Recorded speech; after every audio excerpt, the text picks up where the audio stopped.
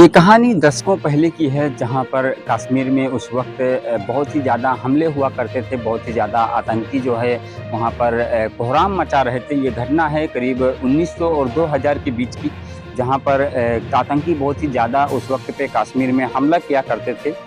और हमले के साथ साथ जब किसी भी गांव में हमला होता था तो गांव वाले इतना डर जाते थे कि शायद वो पुलिस को ठीक से ये भी नहीं बता पा रहे थे कि आखिर कितने आतंकी थे, क्या था, कैसे यहाँ पर आए, क्यों आए। ये सारी चीज़ें उन्हें बिल्कुल भी पता नहीं होती थी और इतना डर जाते थे कि शायद उनके अंदर से आवाज़ निकलने की हिम्मत नहीं बचती थी।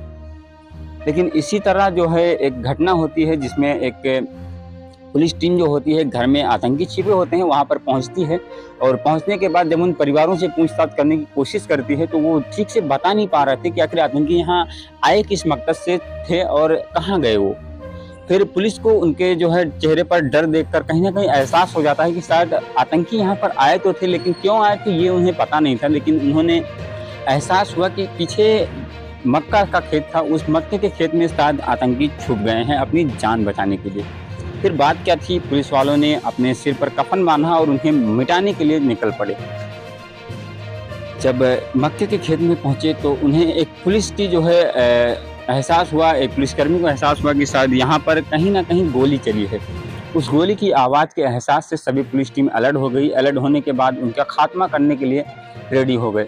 और कुछ टाइम बाद ऐसा हुआ कि गोलीबारी उनके बीच हुई, काफ़ी ज़्यादा मुठभेड़ हुआ, लेकिन इस दौरान सारे आतंकियों का खात्मा कर दिया। अब आप सोच रहे होंगे कि ये कहानी मैं आप सबको क्यों सुना रहा हूँ। तो इसके पीछे एक रीज़न है, क्योंकि वो जो महिला, एक जो टीम जो लीड कर रही थी, वो कोई आदमी नहीं बल्कि एक महिला थी।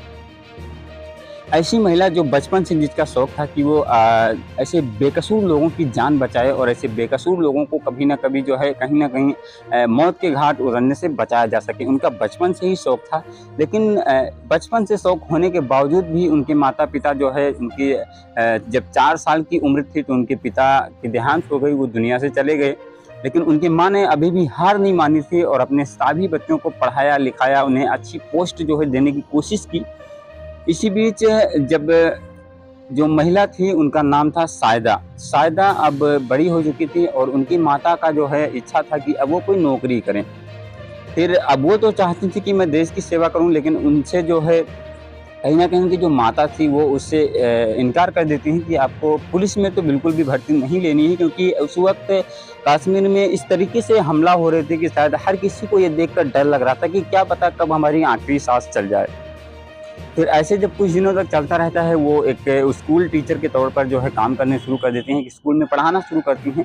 लेकिन अब कुछ दिनों तक तो पढ़ाती हैं, लेकिन कुछ दिनों बाद उनकी जो है इच्छा वहाँ से उठ जाती है और वो वहाँ पर पढ़ाना बिल्कुल भी नहीं चाहती थी, क्योंकि उनका मन कहीं और लगा हुआ था।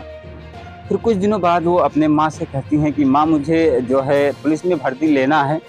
फिर उनकी माँ उस वक्त तो इनकार करती हैं, लेकिन वो घर पर बिना बताए पुलिस की फॉर्म जो होती है वो भर देती हैं। भरने के बाद अपनी फिजिकल ट्रेनिंग की जो है शुरुआत कर देती हैं। और फिजिकल ट्रेनिंग के बारे में केवल उनकी माँ को ही पता था, बाकी आसपास के या कहीं के लोगों को भी बिल्कुल भी नहीं पता था कि आखिर ये क्या कर रही हैं। लेकिन जब फॉर्म भरती हैं, फॉर्म भरने के बाद उसका पेपर देती हैं। पेपर होने के बाद उनका जो है सिलेक्शन हो जाता है सब इंस्पेक्टर के तौर पर। उस वक्त वो सब इंस्पेक्टर के तौर पर सिलेक्शन होता है, वो नियुक्त की जाती हैं। और नियुक्त होने के बाद वो अपनी जो कार्यकाल होती है उसके बीच जो है काम करना शुरू कर देती हैं। और काम उनका इतना निराला था कि शायद किसी को सोचने पर मजबूर कर देता है उनके बारे में। सायदा का जो भी इंफॉर्मेशन होता था वो एकदम सटीक होता था, कभी भी उनका जो इंफॉर्मेशन था वो कभी गलत नहीं साबित हुआ। इस वजह से एक दिन सायदा अपने बिना किसी बड़े जो वहाँ पर बड़े हेड होते थे उनको बिना बताए ही अपनी पुलिस टीम को लेकर और एक ऑपरेशन के लिए निकल पड़ती हैं। लेकिन ये ऑपरेशन उनका नाकाम रहता है, असफल रहता है, इस वजह से क्योंकि वहाँ पर एक पुलिसकर्मी ने गलती कर दी और पहले ही गोली चला दी। इस वजह से उनका ये ऑपरेशन तो नाकाम रहा, लेकिन उन्होंने हार नहीं मानी। और दूसरी बार जब वो ऑपरेशन के लिए निकले तो उस वक्त वो ऑपरेशन का सफल रहा पूरी तरीके से। उन्होंने आतंकियों का खात्मा किया और इस तरीके से वो जब आतंकियों का खात्मा की उन्होंने, तो उनको एक अगली पोस्ट मिली, वह थी इंस्पेक्टर की।